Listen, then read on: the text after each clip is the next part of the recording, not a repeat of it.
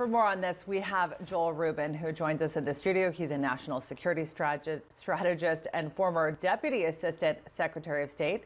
He has also served as the Peace Corps volunteer in Latin America. Joel, great to have you back. Thanks, Comedy. Many countries are saying that the U.S. involvement in Venezuela, including Maduro, is a coup. How does the U.S. navigate this without becoming a target or making things worse? But you've really hit on the core argument here that the United States needs to avoid, which is that this is not about the United States. This is about internal Venezuelan politics and their dynamics. And there's a multilateral aspect to this that is key, which is that the Organization of American States already called for Guaido to be the new president of Venezuela. And so for Nicolas Maduro, his escape hatch essentially is to make this about the United States. So the United States has to be very careful about not making this about us versus Venezuela. That would undermine them.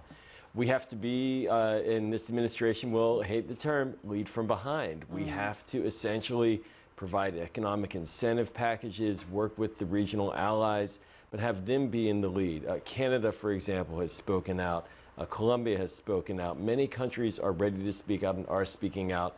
United States, it's tempting for the president in particular to want to use language about Venezuela. The more he does that, the harder he makes it for the opposition.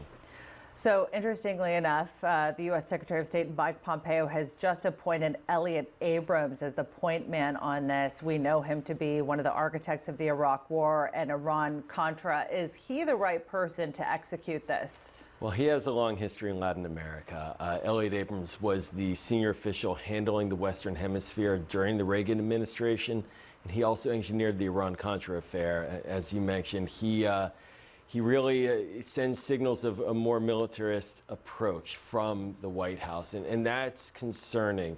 The administration needs to avoid giving the perception that it's one where if we don't see a change that we'll invade militarily. There are no military options here, but there are economic pressure options, there are political incentives, and the best news is that there is an indigenous, organic political opposition with real political power and constitutional legitimacy that is trying to take power in that country. That's who we need to be supporting. It's not about us being active. Why is it in America's interest to ensure stability in Venezuela? So Venezuela has been one of the least covered big stories of recent years. 3 million Venezuelans have fled the country. It's an economic chaos, yet it's sitting on tremendous oil reserves. It's a highly educated population, has a democratic tradition historically.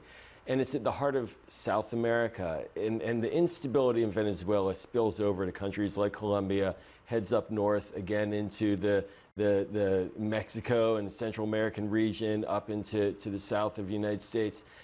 We see many Venezuelans coming to the United States seeking asylum, temporary protected status. You're getting into border territory here, into very hostile territory. Exactly, difficult political terrain. Then we go to border security. And that is why we need to make sure the lid doesn't come off. If Venezuela tips over, it could have very negative impacts for the region. All right, Joel Rubin, appreciate you coming back and being with us. Company. Thanks for that.